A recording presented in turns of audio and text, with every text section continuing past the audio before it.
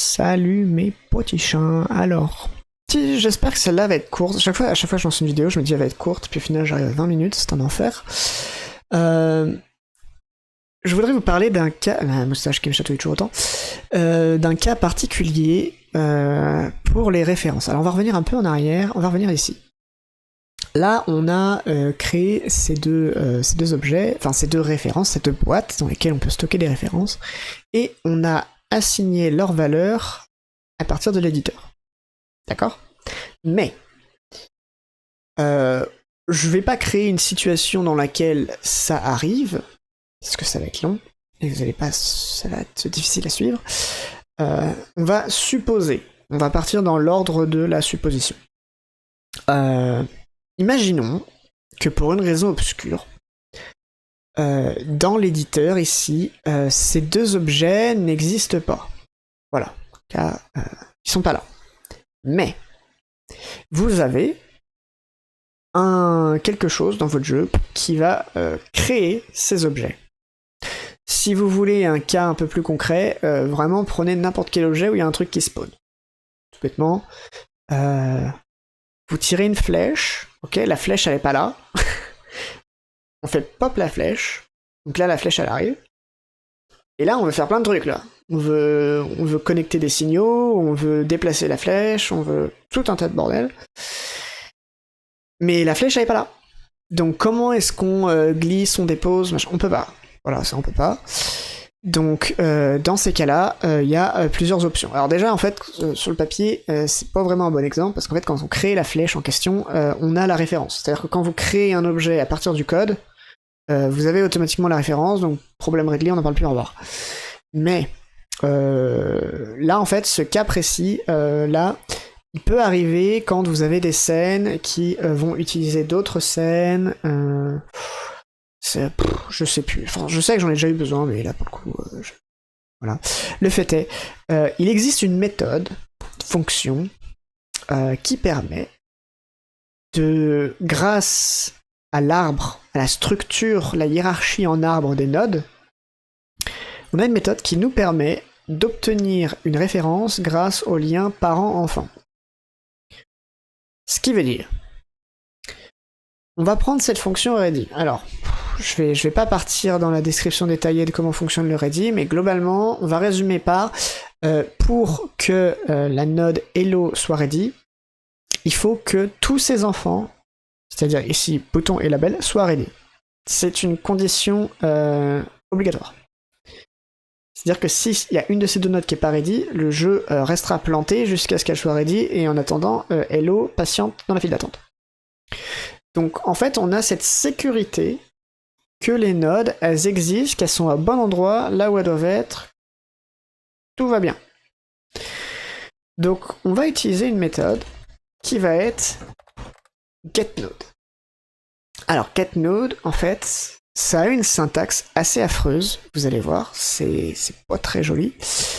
Mais globalement, on va d'abord commencer par mettre la boîte dans laquelle on va stocker tout ça. Donc je reviens un tout petit peu en arrière.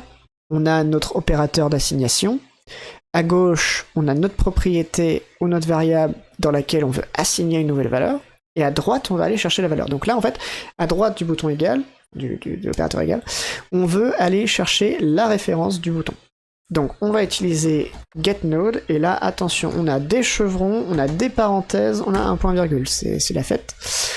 Donc, il faut qu'on fournisse deux éléments. Dans les chevrons, il faut qu'on fournisse le type. Alors, les choses sont bien faites.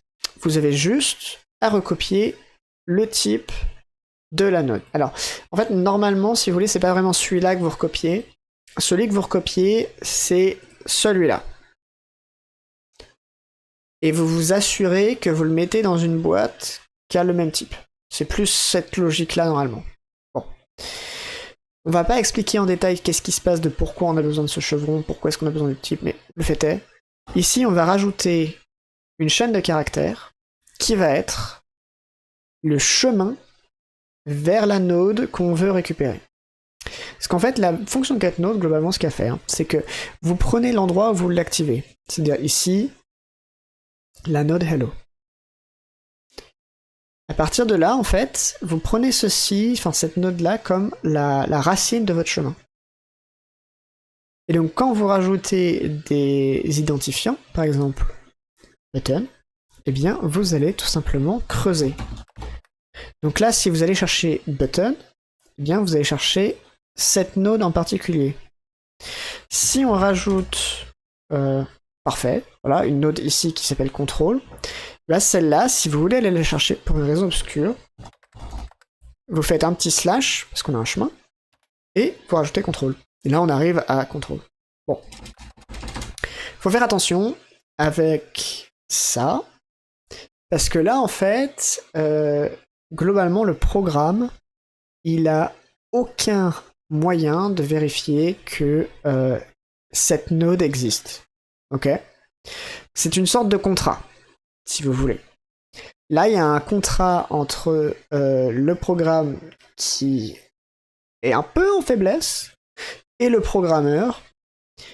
Le programmeur dit au programme, là je te garantis, crois-moi, tu vas avoir une node button. Fais confiance. Et le programme fait confiance, il est gentil.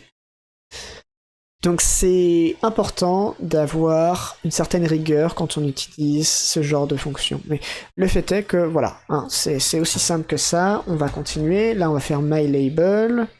Alors, quand je vous disais, là, en fait, j'ai recréé cette situation où le type et le nom sont les mêmes. Vous voyez, là, il est violet, donc il considère que c'est un type. Et si j'utilise l'opérateur égal, et ben en fait, l'opérateur égal, on ne peut pas mettre de type à gauche. C'est pas possible. Donc il sait que puisqu'on ne peut pas mettre de type à gauche, c'est une propriété. C'est comme ça qu'il arrive à se débrouiller, globalement. Bon, le fait est qu'on va aller chercher une node myLabel, qu'on va appeler myLabel. Bon. Ça, c'est vraiment la méthode, j'ai envie de dire, de base. Je vous avoue, quand je dois utiliser getNode pour des raisons X ou Y, il y a un petit filet de sécurité que je vous conseille, qui est le %. Alors le %, ça fonctionne, vous prenez une node, on va sélectionner les deux, comme ça sera fait pour les deux. Faites clic droit et vous avez cette ligne, Access as Unique Name, avec le %. Quand vous cliquez, ce qui se passe là, c'est que vous avez ce petit icône qui vient se rajouter. Et ce à quoi sert cette icône, en gros, c'est de vous prévenir que cette node label, eh ben en fait, le nom est unique. Dans la scène qui est là, dans cette scène, vous garantissez, grâce à ce %, que vous avez une seule et unique node label. Genre, je vous montre, hein. Marche pas. Je vais le mettre là, je vais le mettre sous button, je vais l'appeler label. Elle est là, mais ils vont pas être contents.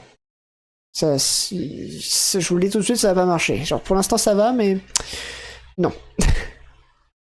Donc le fait est que, alors remarque si j'essaie, attendez, peut-être que si je fais label, parce que ça se trouve il est peut-être ok pour qu'il y en ait une unique et d'autres pas uniques, c'est peut-être possible.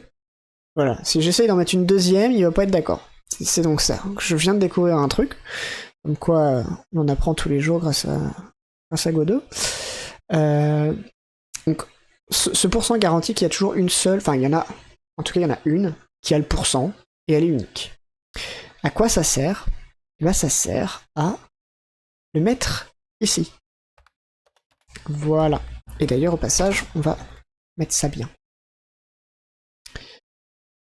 Pourquoi c'est important? Eh bien tout simplement parce qu'en fait, je vous montre. Là, je rajoute un truc. Enfin, pardon, un contrôle qu'on va appeler un truc. Et dans ce truc, on s'en fiche un petit peu, mais on va mettre le label et le bouton dedans. Ok? Qu'est-ce qui vient de se passer là? En fait, là, on vient de changer le chemin qui mène à bouton et label. C'est-à-dire que si on prend un chemin classique, c'est-à-dire qu'on fait ça, getNode, je vais y arriver, button, et qu'on fait button tac, ben là en fait ce chemin-là n'est plus valable. Il est plus valable parce que en fait, ben, en réalité, c'est truc slash button, le vrai chemin. Mais celui-là, là, il fonctionne toujours. Il fonctionne toujours parce qu'en fait, comme il n'y en a qu'une seule dans toute la scène, en fait, il s'en fiche de savoir où elle est. C'est juste qu'il faut qu'il trouve la seule qui a ce tag. C'est aussi simple que ça. Et en fait, pour moi, c'est vital. Hein, si vous utilisez GetNode, alors parfois, il y a des situations un peu plus complexes que ça, mais on va pas les évoquer maintenant. Si vous utilisez GetNode, je vous dis utiliser ce unique name. Bon. Maintenant, on va juste venir faire un petit tour. On va build notre project. On va tout mettre à jour. J'ai bien sauvegardé? J'ai bien sauvegardé. On va enlever ces valeurs qui sont assignées ici. C'est-à-dire qu'elles ne sont... Là, elles sont vides. Hein. Nos boîtes sont vides. Mais on va les remplir grâce à ces deux petites lignes. Et si j'ai pas fait d'erreur, parce que là, ça commence à faire beaucoup de vidéos à la suite, je suis un peu fatigué. Normalement, ça se lance bien. Ça se lance bien, et puis on a le label qui dit merci. Voilà, donc c'était un petit peu le plus important là, ici, pour le projet, parce qu'en réalité on va pas beaucoup l'utiliser, mais je tenais quand même à vous le montrer, parce que c'est assez utile, on va pas se mentir. Autant au début ça me paraissait primordial, mais en fait je me suis rendu compte qu'avec des bonnes pratiques, on en a plus tant besoin que ça. Donc bref. C'est montré, c'est pas obligatoire. Et sur ce, eh ben, je vais vous laisser, et avec un peu de chance, eh ben, je suis enfin décidé à commencer le vrai prototype là, et ça y est, on y va. Donc bref, bonne soirée à vous, et puis topette.